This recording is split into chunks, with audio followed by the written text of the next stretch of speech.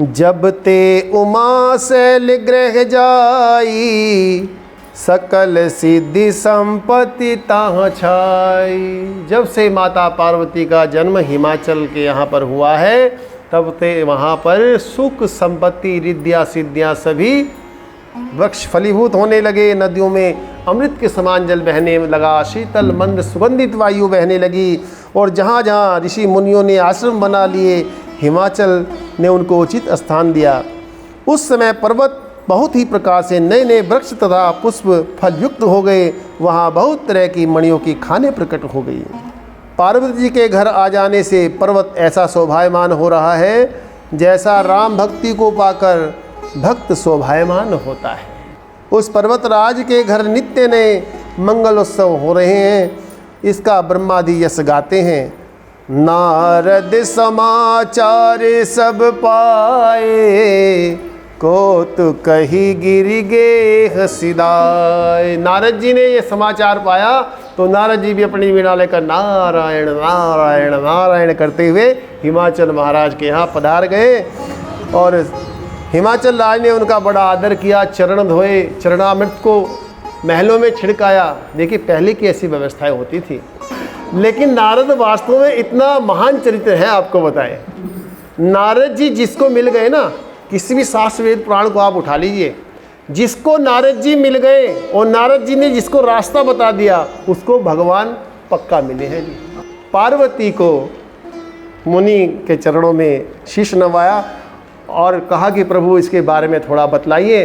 तब नारद जी ने उसकी हस्तरेखा देखी और कहा, अरे ये तो बड़ी सुलक्षणा बिटिया ने आपके कुल में जन्म लिया है राजन, ये तो बड़ी सुलक्ष्मी है। उमा, अंबिका, जगदम्बा, भवानी, इसके अनेक नाम होंगे और आप इसके नाम से बड़े प्रसिद्ध होंगे, लेकिन दो चार अवगुण भी हैं।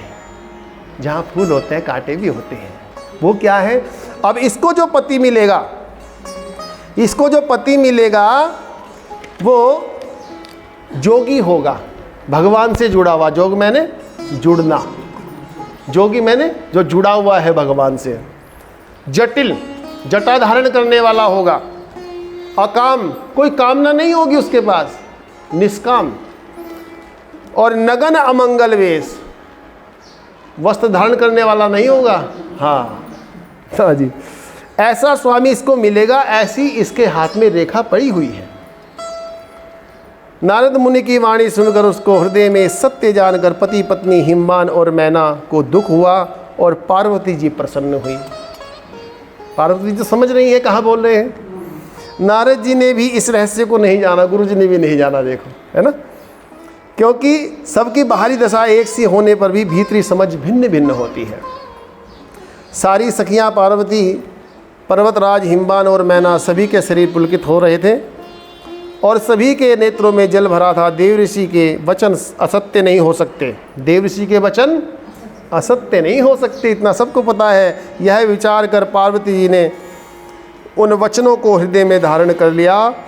उन्हें शिव जी के चरण कमलों में स्नेह उत्पन्न हो आया, परंतु मन में यह संदेह हुआ कि उनका मिलना बड़ा कठिन है। शिव जी का मिलना बड़ा कठिन है।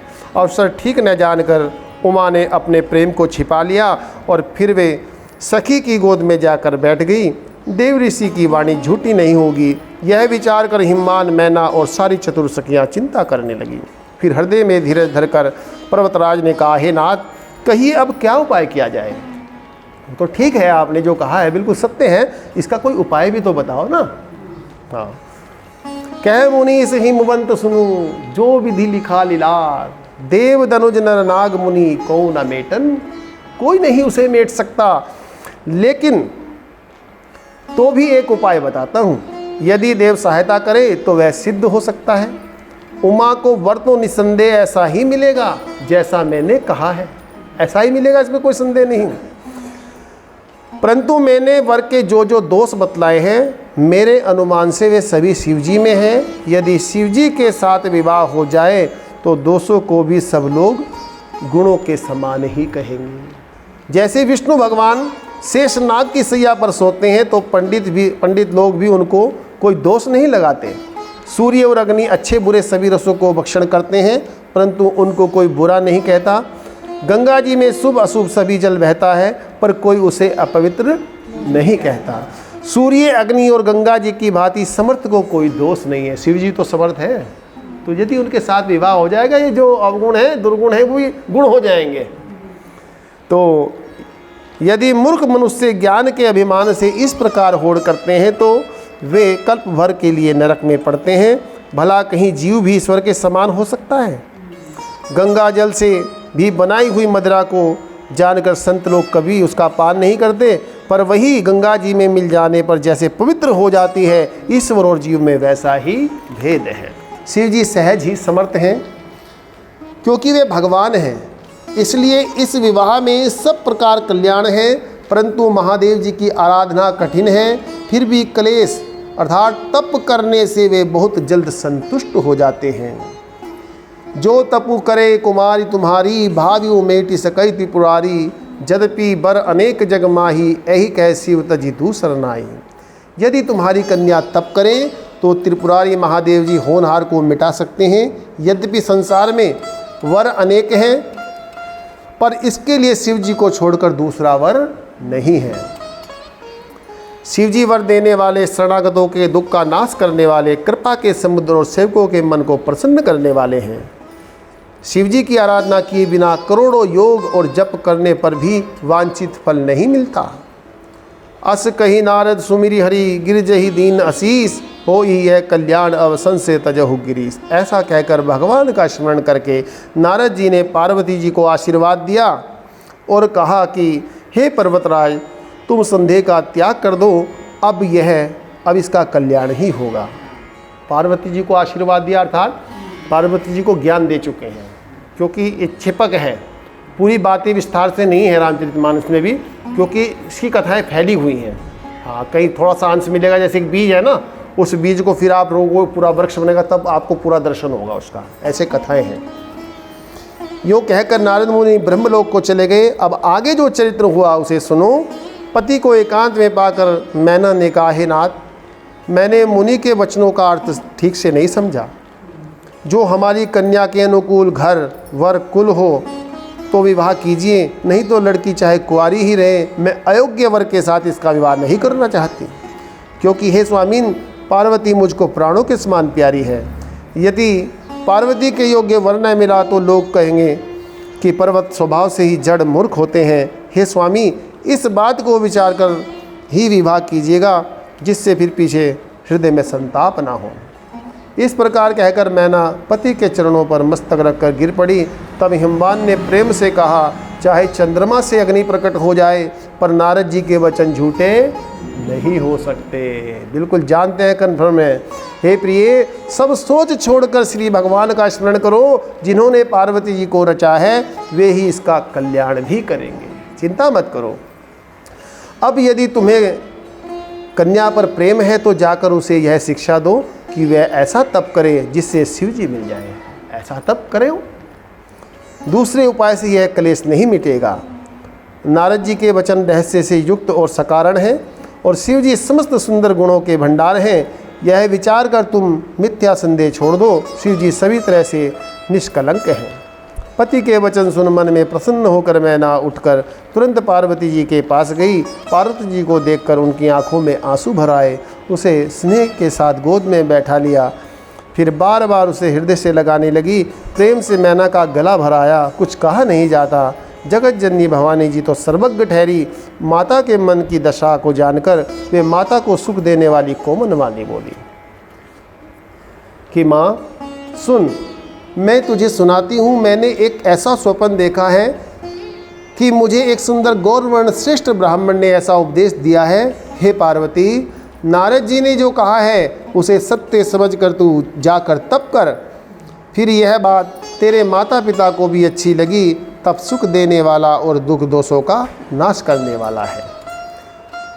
तप बल रचई प्रपंच विधाता, तप बल विष्णु सकल जगत राता, तप बल शंभु करई संहारा, तप बल शेषु धरे उमही भारा, तप आधार सब सृष्टि भवानी, करई जाय तप अस जिए जानी।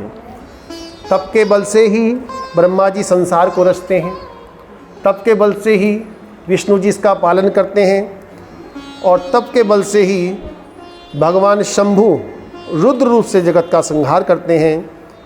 तप के बल से ही शेष जी पृथ्वी को शीश पर धारण करते हैं। हे भवानी, सारी सृष्टि तप के ही आधार पर है, ऐसा जी में जानकर तू जाकर तप कर। यह बात सुनकर माता को बड़ा आश्चर्य हुआ और उसने हिमवान को बुलाकर वह स्वप्न सुनाया।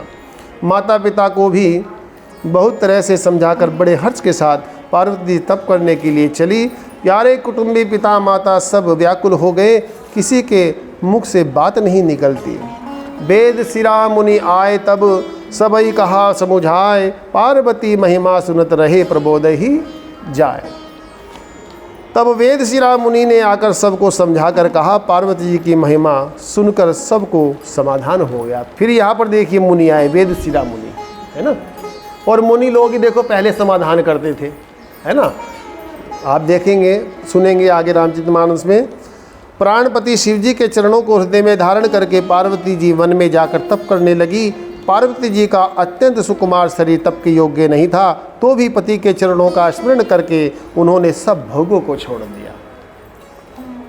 स्वामी के चरणों में नित्य नया अनुराग उत्पन्न होने लगा और तप में ऐसा मन लगा कि शरीर की सारी सुध बिसर गई। 1000 वर्ष तक उन्होंने मूल और फल खाए, फिर 100 वर्ष साग खाकर बिताए। कुछ दिन जल और वायु का भोजन किया और फिर कुछ दिन कठोर उपवास किए। जो बेलपत्र पृथ्वी पर सूख कर गिर जाते थे, 3000 वर्ष तक माता पार्वती ने उनको ग्रहण किया। पुनि परे हरे सुखाने उपरना, उमई नाम तब भयो अपर्णा। तब उनका एक नाम अपर्णा पड़ा। तब से उमा का शरीर क्षीण देखकर आकाश से गंभीर ब्रह्मवाणी हुई, हे पर्वतराज की कुमारी, सुन तेरा मनोरथ सफल हुआ। तू सब सारे ऐसा कलेशों को त्याग दे, अब तुझे शिवजी मिलेंगे, इसमें कोई संशय नहीं है। हे भवानी, धीर मुनि और ज्ञानी बहुत हुए पर ऐसा कठोर तप किसी ने नहीं किया। अब तू इस श्रेष्ठ ब्रह्मवाणी को सदा सत्य और निरंतर पवित्र जानकर अपने हृदय में धारण कर। जब तेरे पिता बुलाने आवे तब हट छोड़कर घर चली जाना। जब तुझे सप्तऋषि मिले तब इस वाणी को ठीक समझना। इस प्रकार आकाश से कही हुई ब्रह्म की वाणी को सुनते ही पार्वती जी प्रसन्न हो गई और हर्ष के मारे उनका शरीर पुलकित हो गया। याज्ञवल्क्य जी भारद्वाज जी से बोले, मैंने पार्वती जी का सुंदर चरित्र आपको सुनाया, अब शिव जी का सुहाना चरित्र सुनो। बोलिए शंकर भगवान की जय।